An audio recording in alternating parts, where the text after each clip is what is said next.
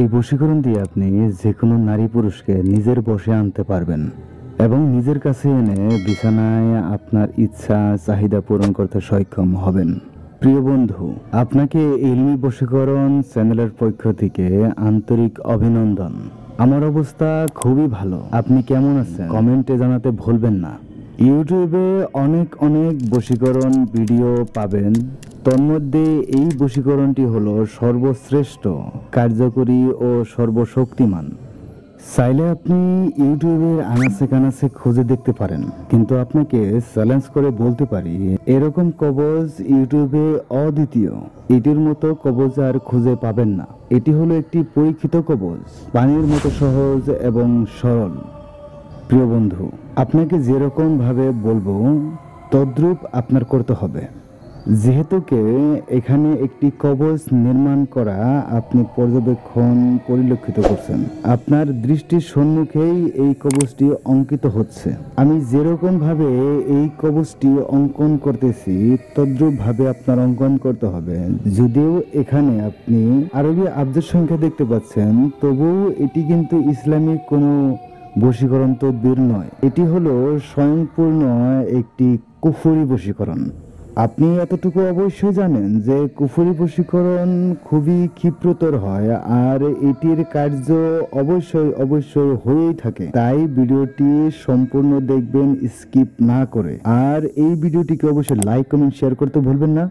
আর একটি গুরুত্বপূর্ণ কথা, যে আমাদের দ্বারা যদি আপনি কাজ নিতে চান তাহলে 9365938282 নম্বরে যোগাযোগ করবেন। আপনাকে জানিয়ে রাখি যে এই কবজ লিখতে একটি পুরাতন কবরের মাটি এবং চিতার মাটি সংগ্রহ করতে হবে। এই পন্থায় যদি আপনি কাজ করতে অক্ষম, তাহলে এর চেয়ে সহজ একটি পন্থা আছে, সেটির জন্য অবশ্যই কমেন্ট করতে হবে আমাকে। আপনার কমেন্ট আমি চাই, এই জন্য সেই সহজ বিষয়টি আপনার জন্য আমি কমেন্ট বক্সে রেখে দিলাম, সেখানে কমেন্ট করলেই আপনাকে দিব। কবর এবং চিতার মাটি দ্বারা আপনার একটি পুতুল বানাতে হবে, যাকে আপনি বশীকরণ করতে চান তার। প্রিয় বন্ধু, আমি জানি যে আপনি হুবহু তার মূর্তি বানাতে অক্ষম, আর এটি দরকারও নেই। শুধু মনে মনে খেয়াল থাকলেই হলো যে তার প্রতিচ্ছবি বানাচ্ছেন, তার একটি মূর্তি বানাচ্ছেন এবং বানানো হলো।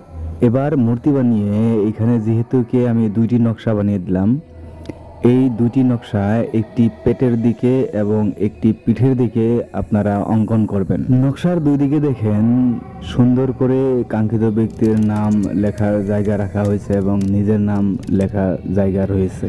ওখানে অবশ্যই নিজের এবং কাঙ্ক্ষিত ব্যক্তির নাম লিখতে ভুলবেন না। এবার এই পুতুলটিকে আপনি যদি রোজ পূজা করেন, তাহলে আপনার প্রিয় মানুষটি আপনার একান্ত বাধ্য হবে এবং আপনি তাকে দিয়ে যা ইচ্ছা তাই করতে পারবেন। আপনার মনের চাহিদাগুলো আপনি পূরণ করতে সক্ষম হবেন। যখন প্রতিমূর্তি বানিয়ে আপনি এই নকশাটিকে অর্থাৎ দুইটি নকশাটিকে দুই দিকে লিখবেন, তখন অবশ্যই একটি মন্ত্র আপনার পাঠ করতে হবে। সেই মন্ত্রটি আপনি যদি 700 বার পাঠ করে 7টি ফুঁক মেরে দেন, তাহলে কাঙ্ক্ষিত ব্যক্তি আসানিসে আপনার হয়ে যাবে। এবং রোজ যেহেতু এটাকে পূজা করতে হবে, এজন্য অবশ্যই রোজ আপনারা 700 বার পাঠ করবেন এবং প্রতিমূর্তিতে ফুঁক দিবেন।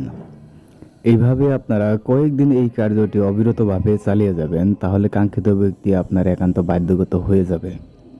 এই পন্থায় যদি আপনি কাজ করতে অক্ষম, তাহলে এর চেয়ে সহজ একটি পন্থা আছে, সেটির জন্য অবশ্যই কমেন্ট করতে হবে আমাকে। আপনার কমেন্ট আমি চাই, এই জন্য সেই সহজ বিষয়টি আপনার জন্য আমি কমেন্ট বক্সে রেখে দিলাম, সেখানে কমেন্ট করলেই আপনাকে দিব। অবশ্যই আপনাকে দিব, কেন দিব না? অতএব আপনি কমেন্ট করেন।